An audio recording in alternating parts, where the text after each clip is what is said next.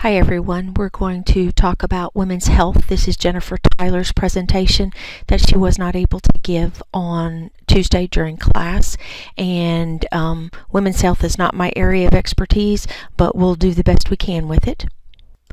Also be sure and read chapter 14 in the book, Women's Health Problems, to get good coverage for what is going to be on the test.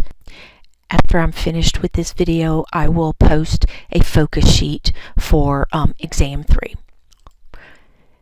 So a few things we're going to talk about is some guidelines: abnormal uterine bleeding, polycystic ovary syndrome, amenorrhea or dysmenorrhea, STDs or STIs, and birth control options. So cervical cancer screening is something that if you're in primary care, you may check with your patients who are not seeing a gynecologist, someone that is not in childbearing age, but it's something that you need to make sure that your patient is having taken care of, whether by you or with a GYN. So the screening allows us to detect any changes for any invasive disease, and it helps us to assess for early changes in the cervix. Some statistics: in the U.S. in 2017, there's greater than 12,000 cases of invasive cervical cancer, with over 4,000 related deaths. And women that do have cervical cancer is the fourth leading cause of cancer in the world, with 85% of these cases in developing countries, and its highest rate in death is found in Eastern Africa. And just as a review, there's two types of cervical cancer. There's squamous cell carcinoma, which is the most common and makes up about 80-90% of all cases. And then there's an adenocarcinoma, which comes from the endocervical glandular cells. Initial screening is recommended for ages 21 and older who are immunocompetent and asymptomatic, and it's encouraged to do within 1 year of sexual activity. In women that may have HIV, those that have lupus, or anyone that has received an organ transplant, as they may be on long-term immunosuppressive medications. The ACOG guidelines recommend ladies from 21 to 29 to have cytology only every 3 years. Those 30 and older, cytology only every 3 years, or cytology with co-HPV testing every 5 years. If you're immunosuppressed, then checking 2 times a year after sexual activity has begun, and then yearly. You may have patients that say, oh, well, I've received the HPV virus. Why do I need to have this done? It does not impact the screening that you will do. Continuing with cervical cancer screening, it can be stopped after the age of 65 if adequate screenings prior to in the past 10 years have been negative. You do not have to perform this test after a hysterectomy unless part of the cervix is remaining. The hysterectomy was done due to cancer, and it's important to continue to do regular screening for up to 20 years. If you have women that were exposed to DES, which was a medication back in the 40s, 50s, 60s, right up into 70, that helped with nausea and vomiting and premature labor, if those women have received that, exposed to that, you need to continue to do cervical screenings, and any women with HIV. So when you're going in to do a pap smear, you're going in to look for any abnormal cells in the transformation zone, and that's the junction of where the ecto and the endocervix come together, and where dysplasia and cancers can often start. If you're doing other testing, it's important to do the pap first, and the spatula should be used first, then followed by the broom or the broom alone. If you have not had much experience with doing pelvic exams and pap smears, and you believe that in the type of practice you're interested in going into, that could be something that you might see more of, I encourage you to try to get some specialty hours with someone who does more GYN exams, because it's a tremendous asset for you when you get out into practice. When you receive the pap report, report back is going to give a description of the specimen. It's going to tell you whether the specimen was adequate or not. It must have 5,000 cells in a liquid base to be considered adequate. And then it's going to give you the results on whether the specimen was negative for any intraepithelial lesions, or if there was a malignancy, or description of the findings. If the report says that there was missing information from the transformation zone and your patient is between 21 and 29 years old, it's important that they return for rescreening. If your patient is greater than 30 years and their HPV has been negative, then routine screening, if it's been positive, you need to repeat in 1 year. Other things that may be mentioned on the report is they may be finding atypical squamous cells. And there are different classifications of atypical squamous cell that you may see on those reports. The first is the atypical squamous cell, and the US stands for undetermined significance. The next is atypical squamous cell H, and these cannot exclude any high-grade squamous epithelial lesions. There's LSIL, and that's low-grade squamous epithelial lesions, and they're consistent with HPV. And then HSIL, which is a high-grade lesion, and it's consistent with moderate to severe dysplasia. Then CIN refers to pre-invasive dysplasia of the cervical cells. You can have CIN1, which is typically caused by a low-risk HPV, and then CIN2 and 3 are considered true precancerous lesions. Other results you may see are glandular cells, and these could include atypical glandular cells favoring a neoplasia, endocervical adenocarcinoma in situ and adenocarcinoma, and then also you may pick up other infectious organisms. If you have a patient that has atypical squamous cell of undetermined significance, if they fall in the 21 to 24-year-old range, it's important to repeat cytology in 1 year, and if negative, then you can repeat in another year for a total of 3 yearly screenings. And if your testing is negative after your first repeat, then go on and resume usual screenings. If every time you've rechecked and it's been positive, then you need to refer them to GYN for a colposcopy. If they're 25 or older, repeat cytology in 1 year and do HPV. If it's negative, repeat co-testing in 3 years, and if it's positive, refer to colposcopy. And if you have someone that has a high-grade atypical cells, those need to be referred for colposcopy. I don't have a lot to offer regarding how you manage the results of these, so I'm going to just let you read these. These are guidelines from ACOG, and depending on what the report says, then you could put your patient into that category. So let's talk a little bit about screening and diagnostic procedures in the female. Colposcopy is when you have that binocular microscope, which allows for a biopsy of any suspicious lesions. Others include a cervical biopsy. It may be done in conjunction with the colposcopy. There can be endometrial curettage, which are sampling of cells from inside the cervical os.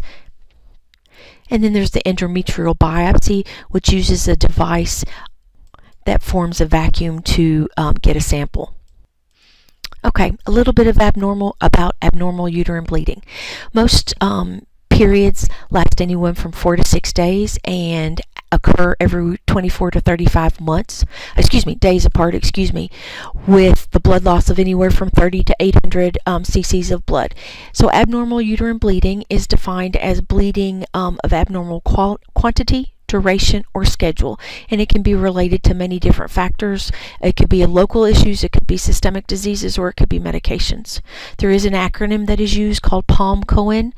So polyp cervical adenomyosis, which is endometrial glands and stroma are present in the muscle tissue, leiomyoma, malignancy and hyperplasia, coagulopathy, ovulatory dysfunction, and endometrial iatrogenic, which includes your IUDs and medications, and then those that are not classified. Other terms that you may hear is oligomenorrhea, which are cycles that are greater than 35 days apart, polymenorrhea, which are cycles that are less than 21 days apart, menageria, which is an excessive flow and duration, and the metrorrhagia, which are irregular intervals. It's important to define certain amounts to associate with certain terms. So there's different types of bleeding, and heavy bleeding is soaking a tampon or a pad in 2 hours or less, or interferes with daily activity. Some common causes listed are uterine leiomyomas, adenomyosis, or bleeding disorders. Some less common causes are endometrial hyperplasia or cancers, IUDs in place, endometrial polyps, and anyone that may have a congenital or acquired AV malformation. Endometrial bleeding is may be seen with endometrial polyps. If the patient is not using their contraception appropriately, if there's an endometrial cancer or hyperplasia, if they have PID, or if there's cervical disorders such as cancer or polyps or a cervicitis.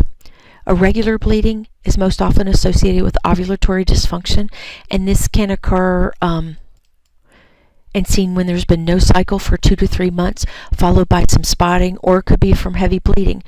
Irregular bleeding is usually due to conditions such as polycystic ovarian syndrome, thyroid dysfunction, and elevated procalcitonin levels. To evaluate these ladies, it's important to get a good history.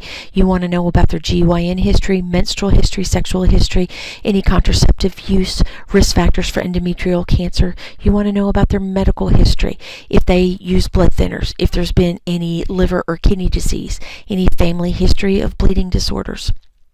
Other questions that you may want to ask: any recent trauma, other symptoms such as lower abdominal pain, fever, vaginal discharge, dysmenorrhea, dyspareunia, infertility, changes in bowel or bladder habits, hot cold intolerance, any hair growth, hot flashes, and then any recent illnesses, stress, excessive eating, or exercise disorders.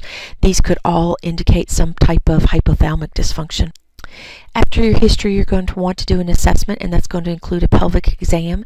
So you're going to be looking for any masses, ulcerations, lacerations, or any foreign bodies. You're also going to be looking at the genitalia in a general perspective, and you're going to be looking at the body as a whole to see if there's been any systemic illnesses that may have caused fever, bruising.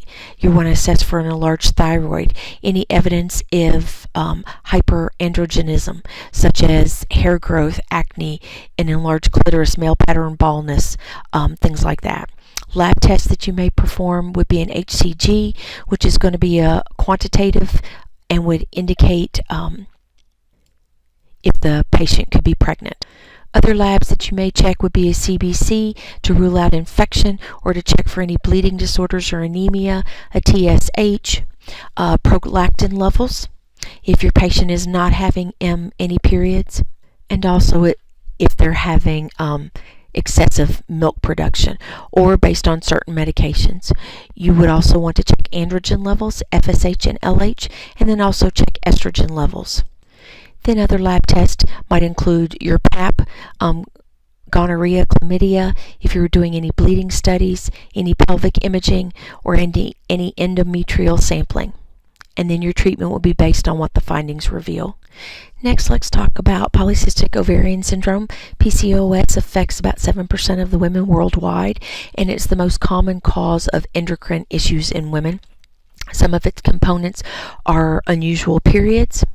You may find that they are hyperandrogenism, more hair growth, acne, male pattern baldness. There may be ovarian abnormalities, metabolic issues such as obesity and insulin resistance, and then there can be also depression and anxiety, eating disorders. The diagnosis is based on the Rotterdam criteria, and you can pull that up, but you must have two of the three symptoms. Also, you must rule out that there's not thyroid issues, congenital adrenal hyperplasia, elevated prolactin, or androgen secreting tumors. But if you look at this picture up here, based on, I'm assuming, an ultrasound, you can see all the cysts that are seen in the ovary, and then these in turn can cause lots of issues. So if your patient is having infrequent periods or no periods, it's important to measure serum HCG levels, prolactin, TSH, and FSH. Some of the signs of being hyperandroid may be acne, unusual hair growth. On the lab factor, it would be total testosterone that is elevated, but be aware that Depakote can increase this slightly. If there's concerns for an androgen secreting tumor, then you need to do a serum DHEAS. You can also check polycystic ovaries by transvaginal ultrasound, and 12 or more follicles in one or both ovaries measuring 2 to 9 millimeters can fall into that category of being PCOS. Treatment is to try to regulate menstrual dysfunction, and it's important to improve fertility and decrease the risk of endometrial hyperplasia that can be associated with endometrial cancer. So a combination of estrogen and progestin pills, patches or rings, and this can provide daily exposure to the progestin, which helps androgen excess. It also improves insulin sensitivity, which is seen in these ladies. It helps with carbohydrate metabolism and lipid metabolism. The recommendation for the best progestin is norgestimate. I'm not going to read these because I'll butcher them. And then there's some newer progestins that are out there that are noted, but they can have some link to increased DVTs. You should try to go for 20 micrograms of ethinyl estradiol, but may need to increase to get the results you need. Here's a list of some of the other birth control options that are used with PCOS. So your progestin therapy may be intermittent or continuous, depending on the results that you're trying to get. Other medications that can be used are metformin, which can sometimes help restore cycles in up to 30 to 50% of the women, and your target dose can be anywhere from 1,500 to 2,250 milligrams per day. If there is concerns for androgen excess and you're trying to help improve the hair growth, medications can be added, such as spironolactone, to help with the hair growth. Some metabolic abnormalities that you see would be increased insulin resistance, and this is where the metformin comes in. Metabolic syndrome, the potential for type 2 diabetes, sleep apnea, and dyslipidemia. So what is always important to help with those metabolic abnormalities is some lifestyle changes and weight loss. Medications can be beneficial, and then even some gastric bypass. The metformin and the glycozones, which you would reserve for those with type 2 diabetes due to some of the side effects. And then another option to include is a statin, and you must be on birth control due to it being a category X. These ladies may have depression and anxiety, and there may be eating disorders, and you can screen with the PHQ-9 for depression and the GAD-7 for anxiety, and to treat as needed. And then for sleep apnea, it's important to assess and ask signs and symptoms, and if there's daytime sleepiness. Next, let's talk about amenorrhea. And so those that need to be evaluated are someone who has complete absence of pubertal development, meaning breast buds by the age of 13. And if there's been chronic illnesses or competitive sports, you could defer that age until 14. If they have not had a period by the age of 15 in the presence of secondary sex characteristics and normal growth, then they would need an evaluation for amenorrhea. Also, if someone has had a halt in pubertal progression, that is someone that needs to be evaluated. And then if there's late periods, if they're 2 to 3 weeks late, do a pregnancy test, and then 3 to 6 months late, you would check for PCOS. So if it's a primary amenorrhea, and that is something that you would refer to, secondary lack of having periods is most commonly due to pregnancy or stress. And if you check pregnancy and it's negative and you're needing to try to jumpstart their periods, trying Provera 10 milligrams PO a day for 10 days is beneficial. If there is withdrawal bleeding, it's usually caused by the hypothalamus. And if there's no bleeding results, then it's important to refer these ladies.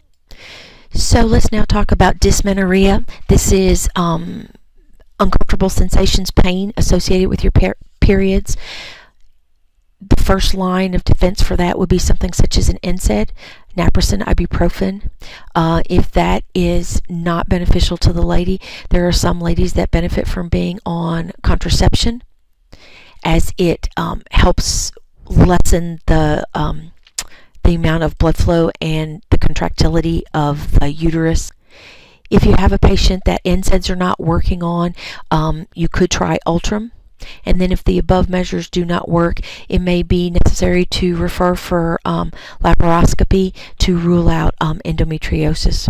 Let's talk a little bit about STIs, syphilis, chlamydia, gonorrhea, HPV, and HSV.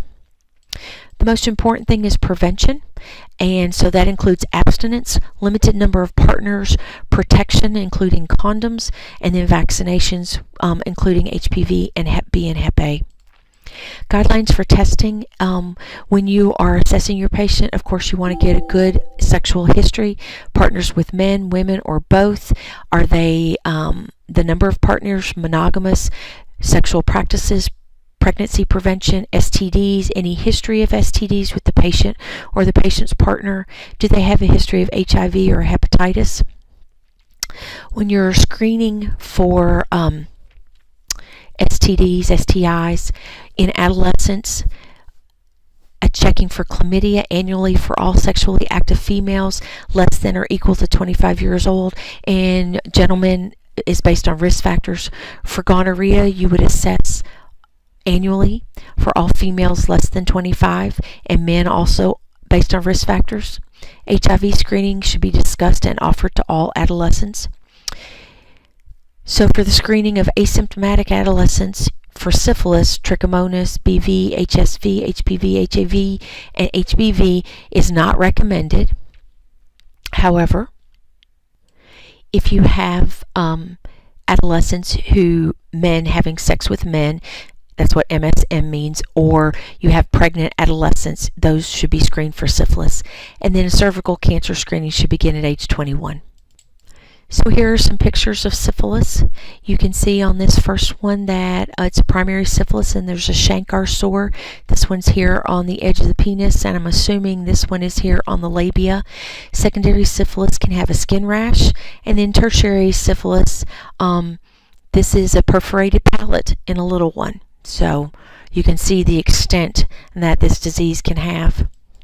It's caused by the Treponema pallidum. Is transmitted during primary and secondary stages only. It has a 30% transmission rate. Incubation is anywhere from 10 to 90 days with average of 3 weeks. You'd want to do screening in patients that you suspect a disease of that could be at high risk. You would do routine screenings in prenatal clinics, and then patients with HIV need annual testing. So there's 3 different stages, as we mentioned a moment ago. In the primary stage, you have a chancre. In the secondary stage, you can have a skin rash with lymphadenopathy, and this can occur 6 weeks to 6 months after the chancre. And then in tertiary, you can have it being seen in the cardiac, ophthalmic, CNS. These lesions can occur anywhere: skin, bone, internal organs, and they occur after the secondary stage and last anywhere from 2 to 20 years. To diagnose syphilis, you're going to do a VDRL and RPR, and then to confirm, you're going to do the FTA-ABS. Treatment, the dosage and the length of the treatment is dependent on the stage. Penicillin G is your treatment of choice. If you're allergic to penicillin, then you would go for doxycycline. Next, let's talk about chlamydia, most commonly seen in 15 to 24-year-olds. It's the most frequently reported infectious disease in the U.S. Most individuals are asymptomatic, which lends it to be one of the top preventable causes of infertility. The CDC recommends annual screening for women 25 or less, and they should be rescreened 3 to 4 months after treatment due to the high incidence of repeat infection. In pregnant ladies, you want to test to make sure that the infection has cleared approximately 3 weeks after treatment. Some symptoms for women, include irritation of the cervix, endocervical discharge, and the cervix to be very friable, meaning very delicate, and they can have pain with urination. For men, they can have irritation of the urethra, a discharge, and pain as well. Screening needs to include the nucleic acid amplification test, and it can be used on urine, vaginal, rectal, and oral specimens, and it can be provider or patient collected.